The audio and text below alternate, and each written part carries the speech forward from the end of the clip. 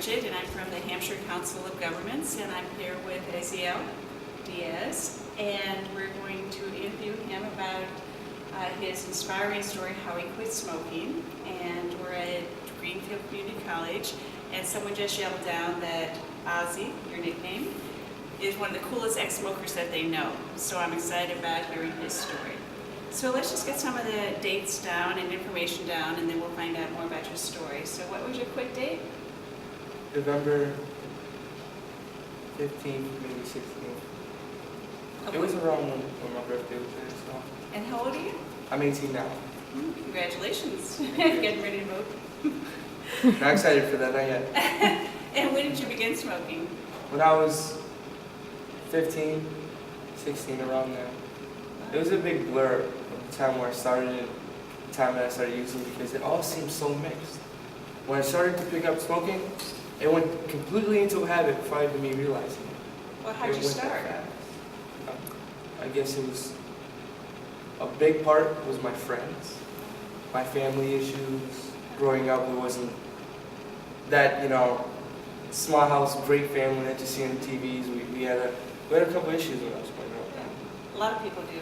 Right. So it sounds like the stress and then your peer pressure were some of the reasons why you started smoking? Yes, exactly. That's not an unusual story. How many cigarettes did you smoke at the beginning? It started off like one, maybe half of one, just to experiment, just to get an idea, and then it moved to two. Then it gradually increased to like 3, 5. So it just kept adding up. Exactly. You were curious about what it was like to smoke? Yeah, because you've seen those on TVs, like people with, that guy riding the horse, and it was exactly. It was so interesting, and it seemed that everybody who was smoking had an awesome life. Now that idea was the aura. Sort of romantic. Exactly, it was a dream. Yeah. It was a dream related to the American dream, but that's something else.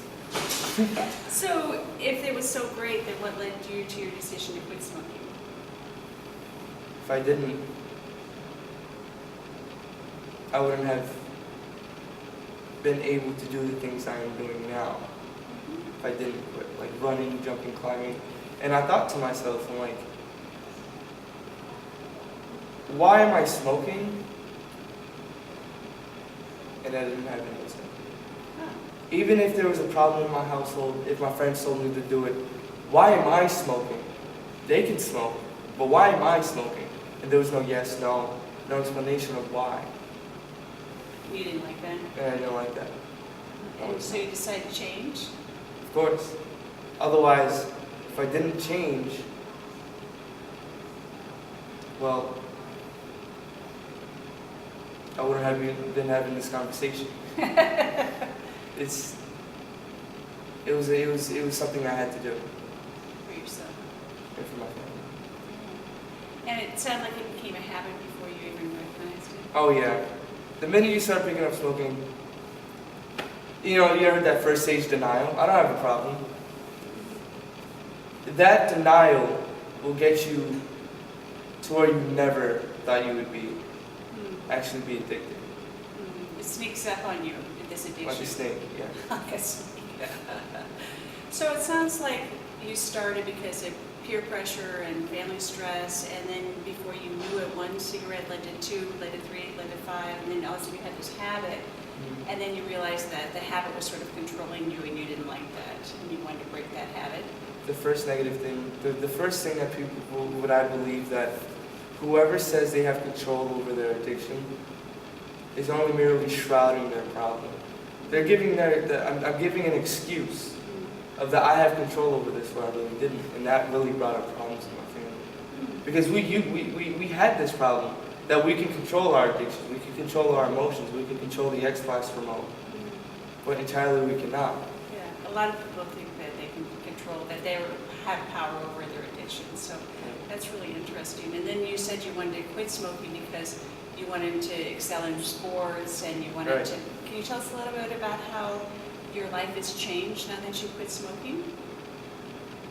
You know how you would see a 13-year-old run, a healthy, strong boy, and he looks like he would never run out of breath. He could just go on forever.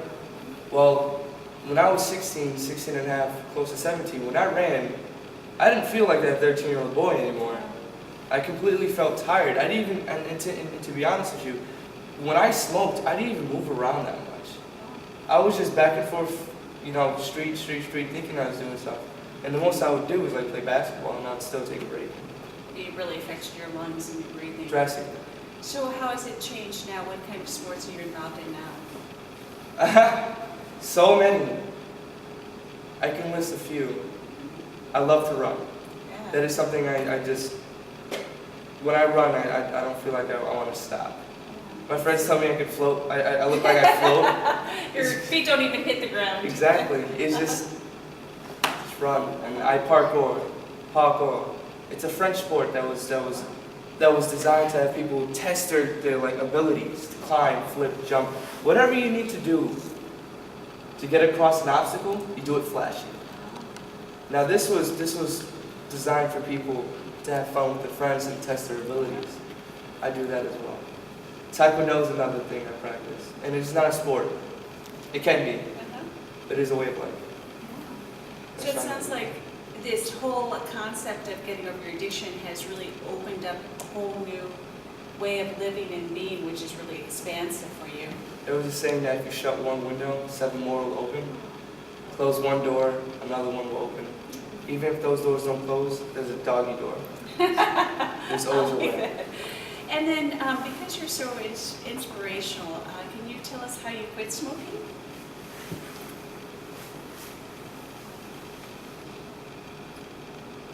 I see my goal. I want to step towards my goal. Because people want to do things.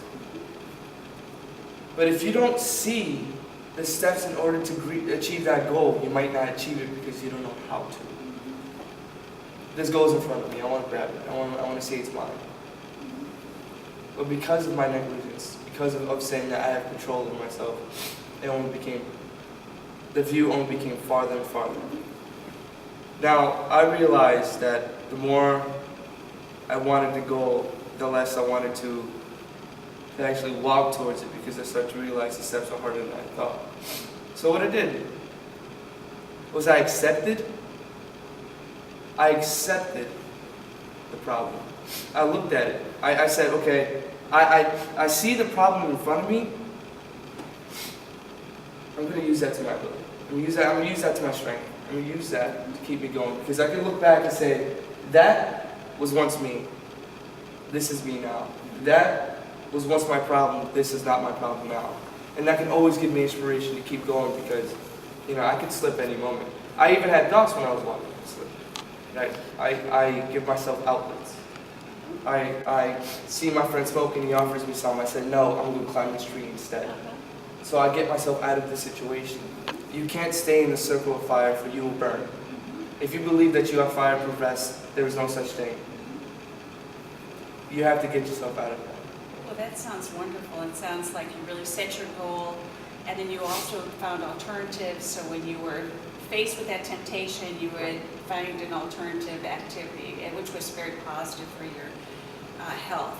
And then if you had a parting advice, saying for somebody that is thinking about quitting smoking, what would you tell them?